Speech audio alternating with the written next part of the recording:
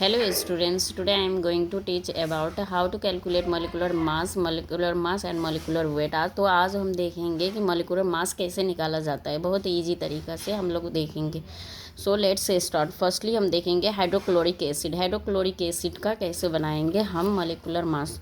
तो hydrochloric acid ये H हो गया, हमें H हमें कितना है, H1 हो गया इनटू इसका एटॉमिक मास कितना हो गया।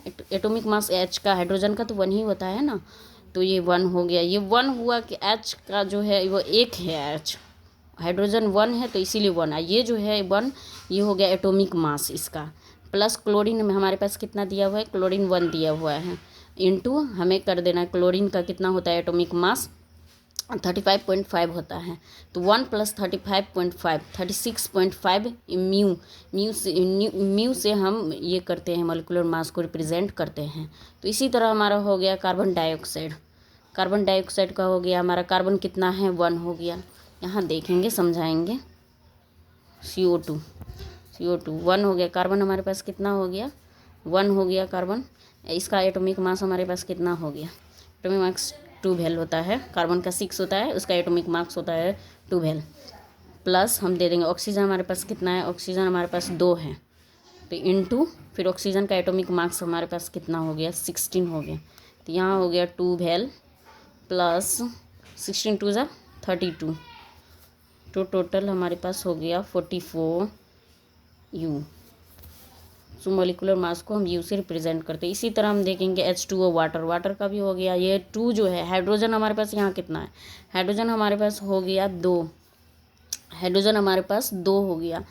तो क्या बोलते हैं, ये 2 × 1 हो गया एटॉमिक मास इसका हाइड्रोजन का। प्लस हो गया ये ऑक्सीजन हमारे पास 1 है, तो × 16, तो ये यहाँ हो गया। इसी तरह हो गया 18 हो गया इसका भी। फिर CH4 हो गया 1 × मीथेन का भी हो गया इतना ही 1 × 12 प्लस कार्बन हो गया हमारे पास 12 1 हो गया, कार्बन का एटॉमिक मास हो गया हमारे पास 12 प्लस 4 × 1 इसका हो गया, हाइड्रोजन का हो गया। फिर दोनों को जोड़ देंगे तो हमारे पास 16 हो गया। H2SO4 सल्फरिक एसिड हो गया हमारे पास इतना, क्या बोलते हैं 2 × 1 हो गया। प्लस अब यहाँ पर देखेंगे कि हम सल्फ़र कितना है, सल्फ़र हमारे पास 1 है, इंटू 32 हमारे पास ऑक्सीजन है, ऑक्सीजन हमारे पास 16 होता है, 16 का ये करेंगे हम 1 × 32। सल्फ़र का पहले करेंगे, सल्फ़र का हमारे पास एटॉमिक मास 32 होता है, और सल्फ़र 1 है तो यहाँ पर 1 हुआ, ये 1 हो गया।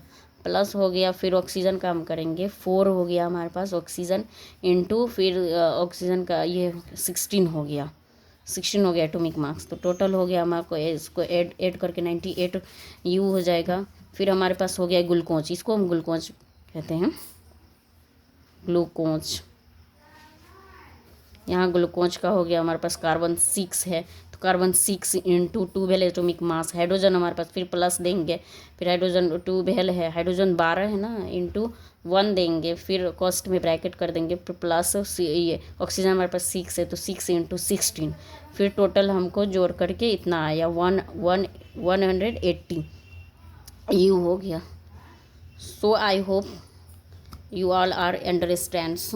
Thank you for watching this video.